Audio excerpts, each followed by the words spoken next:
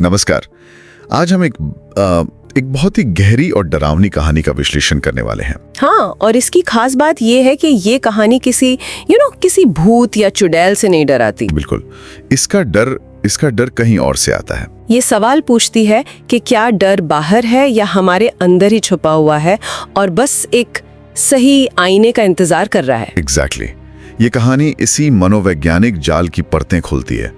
हम देखेंगे कि कैसे मामूली चीजें डर का सबसे बड़ा जरिया बन जाती हैं। तो चलिए शुरू करते हैं।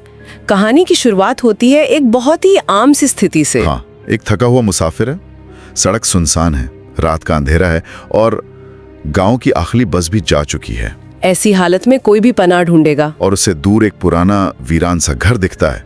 वो वहीं रात गुजारने का फैसला कर लेता है। लेकिन यही उसकी सबसे बड़ी गलती होती है। वो घर सिर्फ एक इमारत नहीं है, वो एक शिकारी है जो अपने शिकार का इंतजार कर रहा है। तो मुसाफिर उस घर की तरफ बढ़ता है, थका हुआ है, बेचैन है, और यहीं से अजीब चीजों का सिलसिला शुरू होता है। बिल्कुल, पहली ही चीज। वो दरवाजे तक पहुंचता ही है कि दरवाजा अपने आप खुल जाता है, और वो भी बिना किसी आवाज के। कोई चरमराने की आवाज नहीं, कुछ नहीं, बस खामोशी से। इस खामोशी में कुछ ज्यादा ही अजीब नहीं है? बहुत ज्यादा, क्योंकि ये एक तरह का आमंत्रण है, एक स्वागत। ऐसा नहीं लग रहा कि कोई जोर जबरदस्ती है, जैसे घर कह रहा हो आ जाओ, मैं तुम्हारा ही इंतजार कर रहा था। और फिर अंदर की बात, कहानी में लिखा है कि हवा ठंडी थी, नमी वाली थी। हाँ, लेकिन कोई बदबू नहीं थी। ये बात छोटी सी लगती है पर है बहुत जरूरी। क्यों? मतलब ये क्यों जरूरी है? क्योंकि बरसों से बंद पड़े घरों में एक सीलन होती है, एक सड़ांध होती है ना? हाँ, होती है। यहाँ उसका ना होना ये बताता है कि ये जगह छोड़ी हुई नहीं है, ये तैयार की गई है किसी के आने के लिए। और अंदर घुसते ही उसे ये एहसास होने लगता है कि घर उसे देख रहा है। हाँ, दीवारों पर पुरानी तस्वीरें टंगी हैं और उसे लगता है कि उन तस्वीरों की आंखें उसे घूर रही हैं। ये डर पैदा करने की एक बहुत प्रभावी तकनीक है।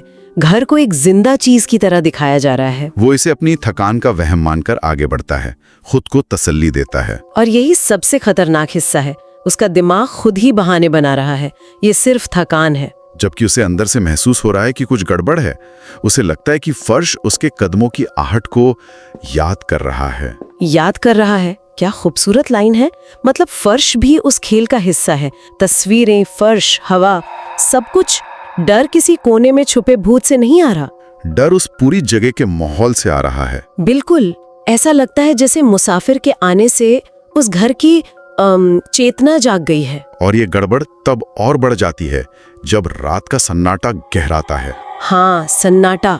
उस खामोशी के बीच एक जानी पहचानी आवाज गूंजती है, एक घड़ी की टिक टिक। लेकिन जब वो चारों तरफ नजर दौड़ाता है तो कमरे में दूर दूर तक कोई घड़ी नहीं होती।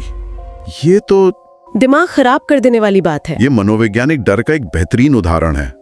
लेखक ने कोई अजीब डरावनी आवाज नहीं चुनी, नहीं, उसने एक बहुत ही आम भरोसेमंद आवाज का इस्तेमाल किया और उसका आधार ही छीन लिया। मतलब देखिए, घड़ी की टिक टिक समय के गुजरने का एक व्यवस्था का प्रतीक है। सही है। जब बिना घड़ी का टिक टिक होती है तो असल में सिर्फ एक आवाज पैदा नहीं होती, बल्कि हकीकत का एक नियम टूटता है। और जब हकीकत ही भरोसे के लायक न रहे तो डर की कोई सीमा ही नहीं रहती। बिल्कुल। अब वो अपनी ही सुनने की शक्ति पर भरोसा नहीं कर सकता। और ये डर सिर्फ सुनने तक नहीं रहता, अब वो उसे महसूस होने लगता है शारीरिक स्तर पर। जब भी वो आंखें बंद करता है उसे लगता है कि कोई उसके बिल्कुल करीब उसके चेहरे के पास खड़ा है। यहाँ तक कि उसे अपने गले पर किसी की सांसों की गर्मी तक महसूस होती है। लेकिन आंख खुलते ही वहाँ कोई नहीं होता। ये क्या है? क्या ये सच है या उसके दिमाग का वहम? यही तो कहानी का कमाल है। वो लकीर मिट चुकी है। आंखें बंद करना आराम का प्रतीक होता है ना? हाँ, लेकिन यहाँ उल्टा है। आंखें बंद करते ही खतरा पास आता है।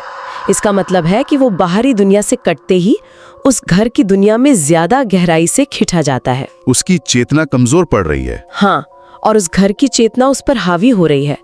घर अब उसके दिमाग के अंदर घुस रहा है। और ऐसा लगता है कि जैसे ही मुसाफिर का खुद पर से कंट्रोल कमजोर पड़ता है, घर उसे और गहरे में खींचने लगता है। हाँ, आधी रात को ऊपर की मंजिल से एक खड़खड़ाहट की आवाज आती है। अब यहाँ एक सवाल उठता है। हाँ, मैं भी यही सोच रहा था।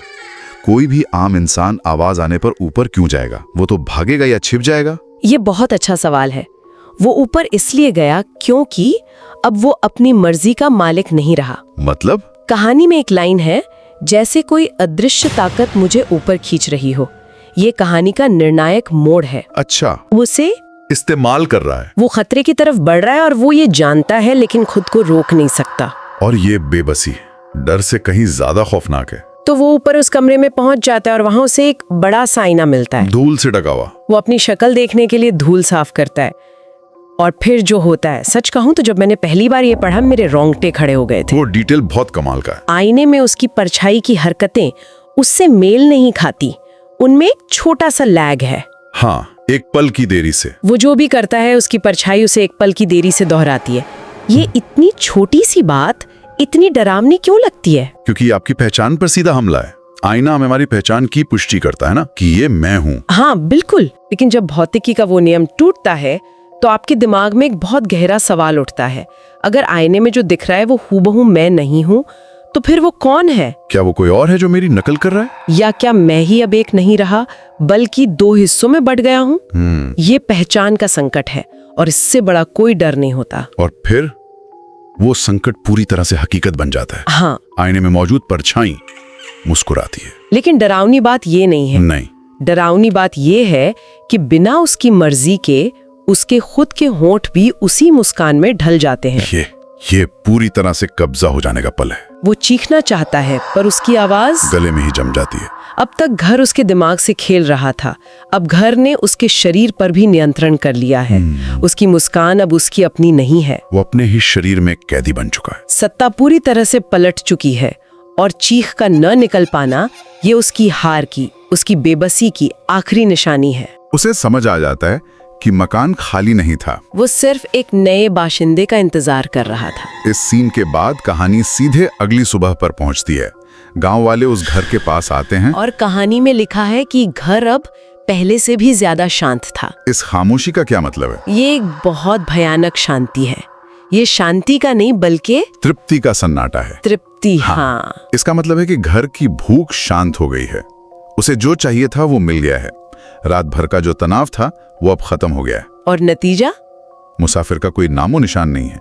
वो बस गायब हो गया है। उसका गायब हो जाना उसकी लाश मिलने से ज्यादा डरावना लगता है। बिल्कुल, लाश मिलती तो एक सबूत होता कि वो वहां था, लेकिन गायब हो जाने का मतलब है कि उसके अस्तित्व को ही मिटा दिया गया है। उसे इरेज कर दिया गया, जैसे वो कभी था ही नहीं। और उसका अस्तित्व कहाँ गया, इसका जवाब कहानी की आखिरी लाइन में है। वो आईना। हाँ, घर के अंदर कुछ नहीं मिलता सिवाय उस आईने के, और अब उस आईने में एक नया चेहरा कैद है जो बाहर देखने वालों को देखकर हल्के से मुस्कुरा रहा है। वही मुस्कान। तो वो मुसाफिर अब उस आईने का हिस्सा बन चुका है। और वो मुस्कान एक तरह का अगला आमंत्रण है, जैसे दरवाजे का खामोशी से खुलना एक आमंत्रण था। बिल्कुल। ये कहानी का चक्र पूरा करता है।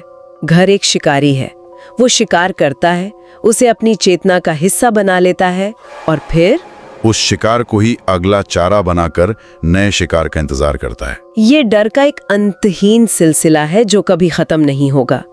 ये हमें हमारे शुरुआती सवाल पर वापस लाता है, सबसे डरावना क्या है?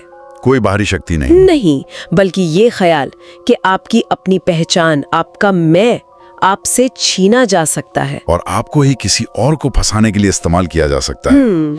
तो इस कहानी के विश्लेषण से ये साफ है कि सच्चा डर चीख पुकार या डरावनी शक्लों से नहीं आता। नहीं, वो माहौल, अकेलेपन और आखिर में खुद पर से नियंत्रण खो देने के एहसास से पैदा होता है। लेखक ने बड़ी खूबसूरती से एक साधारण रात के सफर को एक अंतहीन दुष्स्वप्न में बदल दिया। बिल्कुल, ये कहानी इस बात का सबूत है कि जब डर हमारे मन में घर कर जाता है तो हमारी अपनी परछाई भी हमारी दुश्मन बन सकती हैं। ये सिर्फ एक भूतिया घर की कहानी नहीं है। नहीं, ये पहचान और अस्तित्व के खो जाने के डर की कहानी है। डर ये नहीं है कि कुछ तुम्हें मार देगा, डर ये है कि कुछ तुम्हें तुम नहीं रहने देगा। ये विश्लेषण सुनने वालों के लिए एक विचार छोड़ जाता है। कहानी का अंत आईने में एक नए चेहरे के साथ होता है, हमारे मुसाफिर का चेहरा। हाँ? लेकिन सवाल ये है कि उन पुराने चेहरों का क्या हुआ जो उससे पहले उस आईने में कैद हुए होंगे। दीवारों पर जो तस्वीरें थीं, जिनकी आंखें उसे घूर रही थी, क्या वो भी पहले के शिकार थे? क्या वो सब उसी आईने में एक साथ मौजूद हैं? या वो घर हर बार एक नया चेहरा धारण कर लेता है? स्रोत इस पर खामोश है और शायद यही खामोशी इस कहानी को और भी डरावना बना देती है।